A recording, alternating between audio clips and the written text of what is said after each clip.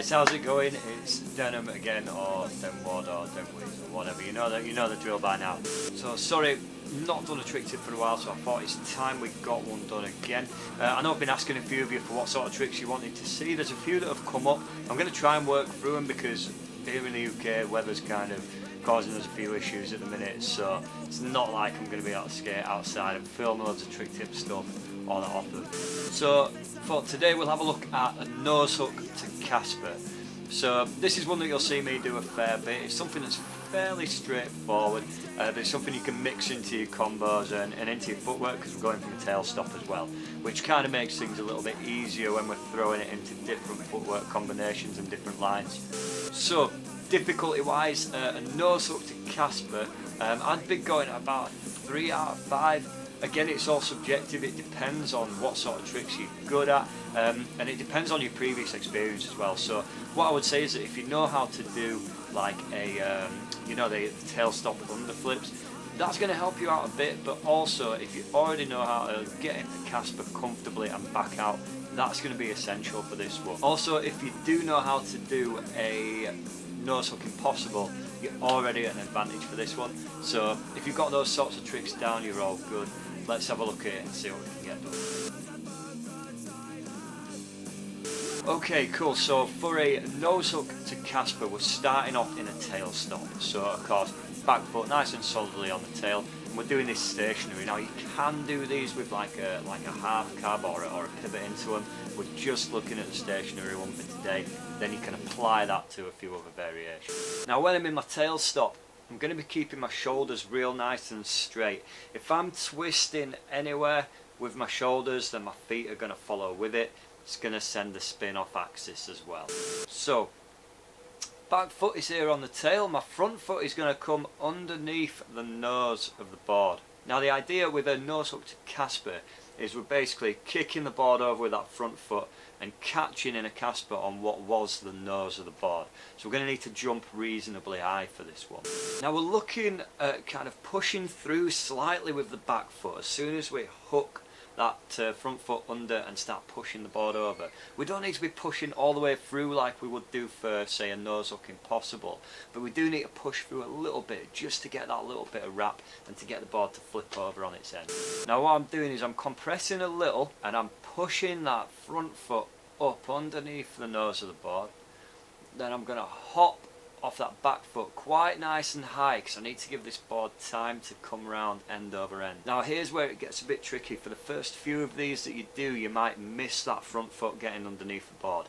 So we need to be quite quick with that. Okay, so pretty much as soon as I'm jumping and pushing that front foot upwards and the back foot through, I want to be spotting the board coming back round into a Casper position, and my front foot needs to quickly dip underneath to catch the board. Now if we jump a little higher for this, this is going to give us a bit more time to spot that landing and give us more time to get that front foot underneath. So you'll notice on some of these that I jump quite high to be able to shovel that foot underneath. Now we want to be catching the Casper really solidly, so that back foot doesn't need to move around too much side to side. We're trying to hop pretty much straight up here. If anything at all, you might be leaning back really slightly just to be able to catch that Casper a bit more comfortably. Imagine kind of like if you're doing a Casper to Casper, you're leaning back a tiny bit just to be able to facilitate that cap. Okay, so once we're in the Casper, it's kind of up to you how you want to get out. You should already, if you're trying this trick, you should already know how to get out of the Casper pretty comfortably. Common things that can go wrong with this, I often see a lot of people trying to put the foot underneath the truck a little, kind of like you would for a broken fingers. Now it can work like that, but it makes it a little bit less predictable, can be a bit more tricky, and because you're hooking on that truck, it kind of wraps the board over real quick, and like I say, it can be done, but it's going to have more of a tendency to spin off axis and make it really difficult to catch in a Casper. So try and get that foot underneath the nose ideally, and like I said, get it pretty far under and your feet nice and straight out in front of you, lined up with your shoulders, alright?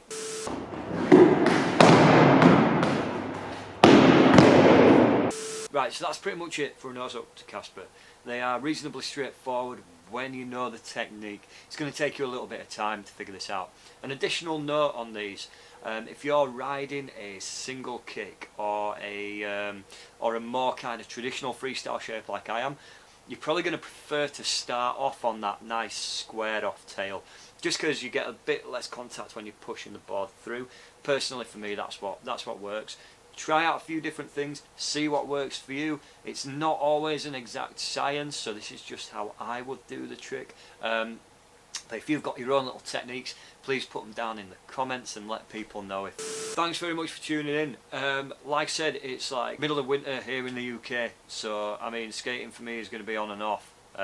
But what I'd like to do is do more trick tips and more informative stuff, even if it's about general freestyle things that you're not sure of. So if you've got any ideas, just whack them down in the comments. I'll do my best to get through them, and of course feel free to get in touch with any questions or queries. I'll try and help you out and see what we can do. Nice one.